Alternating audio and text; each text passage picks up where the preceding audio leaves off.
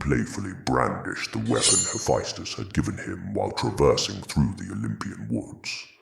Much time had passed, and the spirits of the forest became his friends, some even calling him by name to help him along his path.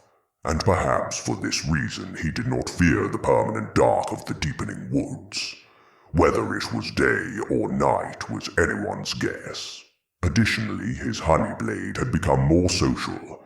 It pulsed with eldritch powers, responding to his whims. With a thought, it shifted from a great sword wreathed in golden honey flames to a perfectly baked croissant. Pooh tilted his head. You always seem to know what I need before I do. Are you thinking or just listening? After his appetite had been abated, the honey sword reverted back to its original form and belched. I'll take that as a yes. Walking briskly while keeping the honey blade at the ready, he continued into the shifting woods, where trees whispered forgotten names. He remembered what Hephaestus had told him. If he wished to leave Olympus, he had to seek the trials.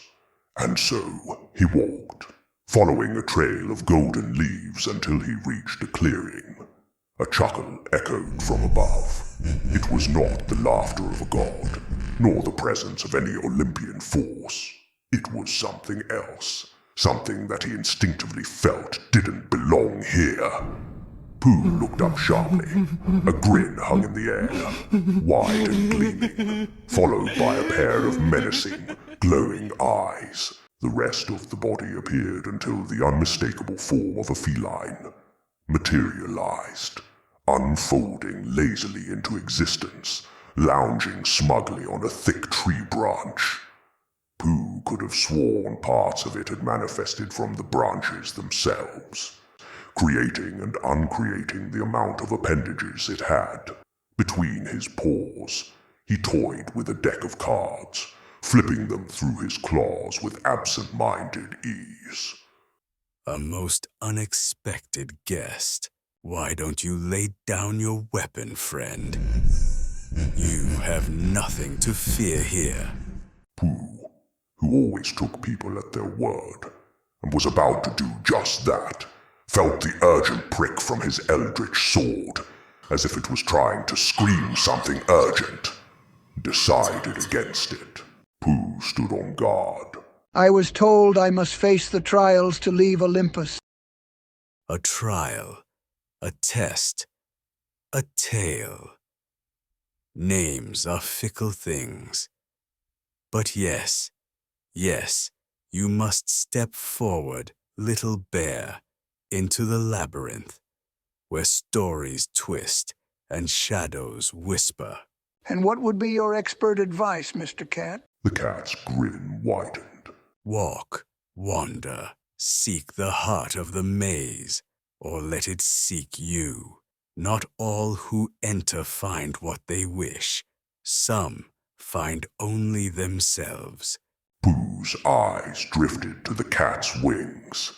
Great, dark, feathered things with streaks of menacing purple hues stretched lazily behind him.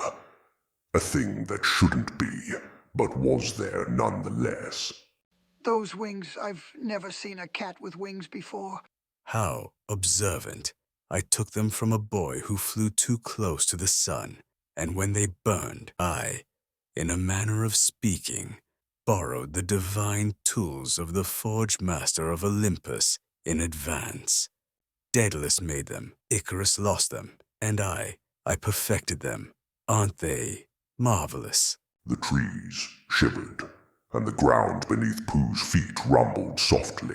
The will of Hades will prevail, and if you see Alice, tell her I may be out of lives, but not out of fun.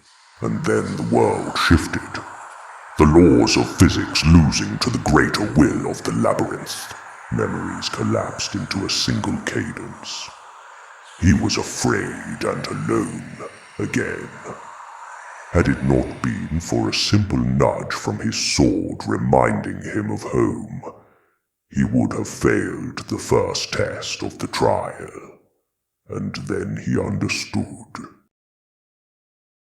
I trust him because he is my friend.